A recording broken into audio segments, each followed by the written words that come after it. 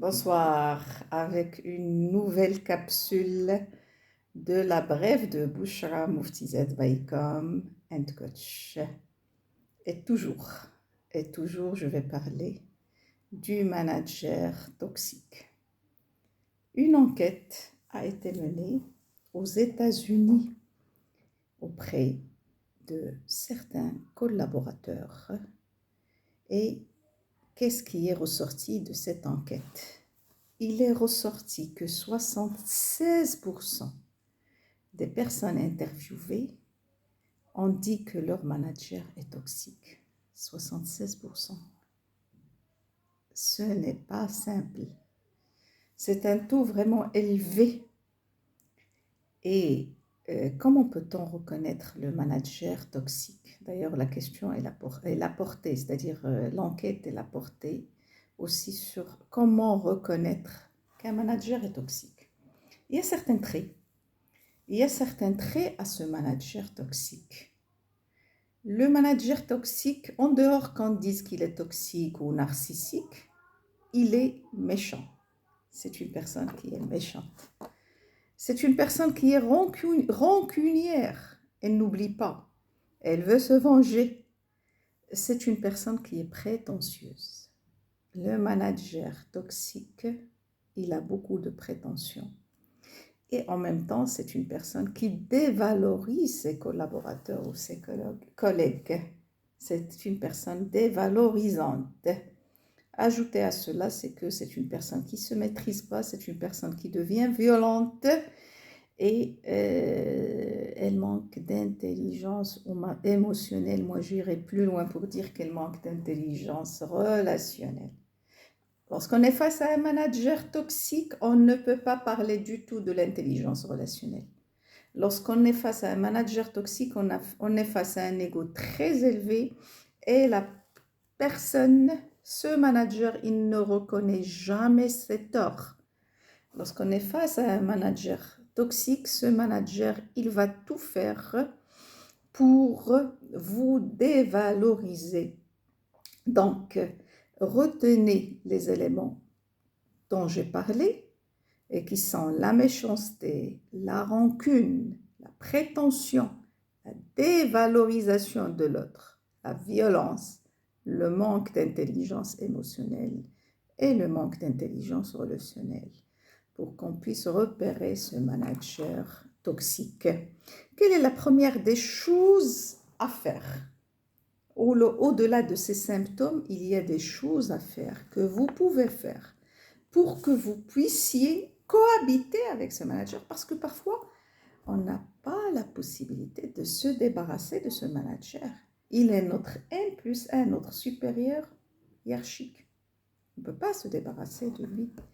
On dépend de lui. Et ça, c'est vraiment problématique.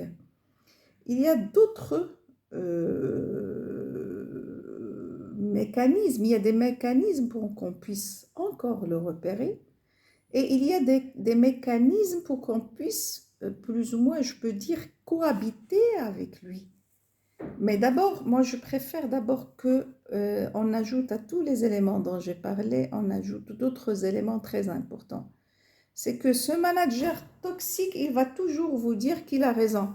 Donc, on est en matière de communication, on est face à une personne qui rejette l'avis de l'autre. On est face à une personne qui n'est pas dans l'échange. On est face à une personne qui n'est pas dans la réactivité et l'interactivité.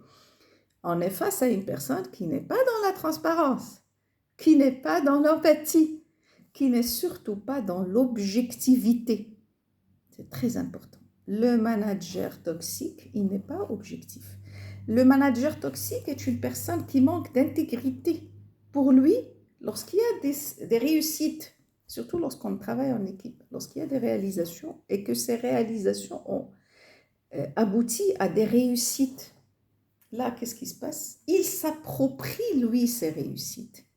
Et ça, vraiment, c'est un défaut qui perturbe la marche du travail et c'est un défaut qui affecte les équipes dans pas mal d'interviews que j'avais menées.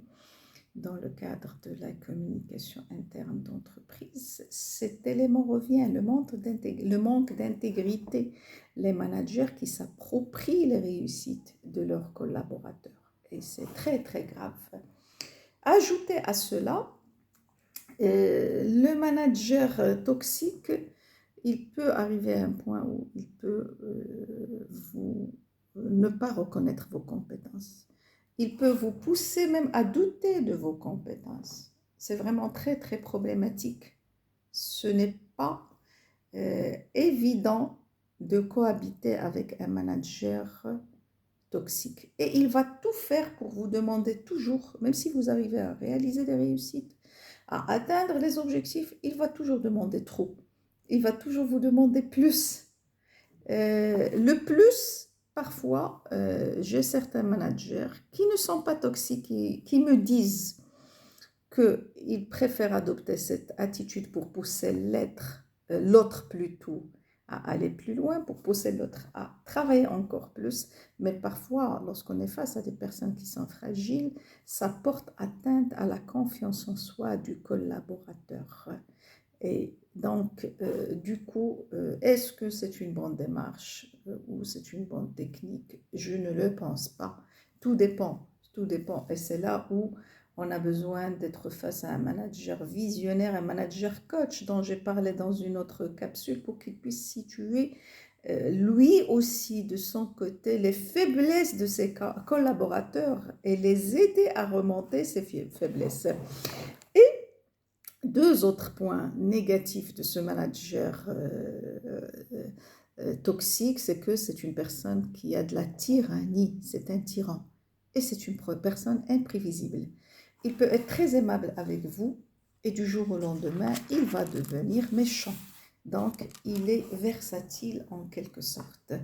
Donc, repérez ces managers toxiques. Avec ces managers ou ce manager toxique, il ne faut surtout pas rentrer en conflit avec lui. Il ne faut surtout pas s'emporter avec lui. Il faut garder son sang-froid.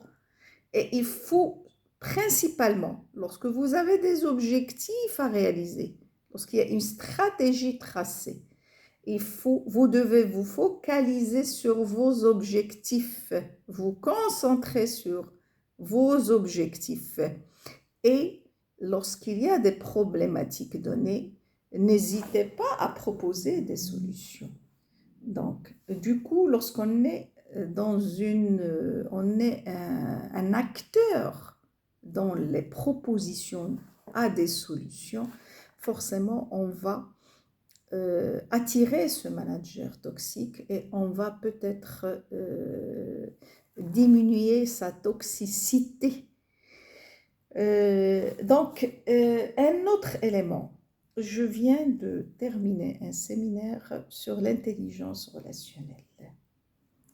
Et ce qui est revenu et ce qui revient souvent, c'est que on se focalise trop sur la vie professionnelle et on passe à côté de la vie personnelle, de la vie privée. Encore plus lorsque le manager est toxique. Supposons que le manager est toxique, que votre manager est toxique et que vous exportez vos problèmes avec lui dans votre maison, chez vous, à domicile, auprès de vos enfants, de votre mari, de votre femme. Quelles seront les retombées de tout ça? D'où, lorsqu'on est face à un manager toxique, il faut veiller à ce que ce qu'on vit avec lui ne soit pas transplanté ou exporté ailleurs. Il faut surtout veiller à avoir un équilibre entre votre vie professionnelle et votre vie privée. Veillez à oublier l'entreprise lorsque vous partez chez vous et à oublier le domicile lorsque vous êtes dans l'entreprise. Veillez à avoir une vie parallèle pour pouvoir déstresser, pour pouvoir dédramatiser les scènes que vous vivez avec ce manager toxique. pour pouvoir avoir la force de continuer, parce que ce n'est pas évident. Autre chose, n'hésitez pas à parler de vous, à vous valoriser. N'hésitez pas à mettre en avant lors des réunions, lorsque vous êtes dans des réunions, lorsque vous êtes autour d'une table et que vous êtes soit avec vos collègues ou avec même des clients externes de réunions, clientèle, etc. N'hésitez pas à, chaque fois que l'occasion se présente, à vous valoriser, à parler de vos réussites. Et parfois, il y a des managers toxiques qui ont accumulé des choses depuis, je peux dire, l'enfance. Ils ont, je l'ai dit dans une précédente capsule, ils ont une histoire, ou ils ont même des histoires, soit au niveau personnel ou au niveau professionnel. Tentez la discussion en privé avec ce manager toxique. Essayez de lui parler en face à face, mais d'une façon privée. Ce qui est important, je l'ai dit auparavant, surtout ne le contredisez pas devant l'équipe. Surtout ne rentrez pas dans parfois un cercle vicieux avec lui dans des discussions qui vont plus nuire à la relation entre vous et lui. Discutez avec lui en privé des problèmes que vous rencontrez, de certains peut-être de ses comportements, de certains de ses gestes, et essayez de voir comment il va réagir. En fonction de ça, vous pouvez décider est-ce que vous allez continuer avec ce manager ou non. Et parfois, il faut une tierce personne qui doit intervenir. Parfois, dans pas mal de situations, dans pas mal d'entreprises, on s'est retrouvé avec le DRH, le directeur ressources humaines, qui se mêle de la relation entre un manager et un collaborateur ou une collaboratrice. Parfois, il n'y a pas de raison pour ne pas aller parler avec les ressources humaines, aller leur exposer votre problème ou vos problèmes avec ce manager.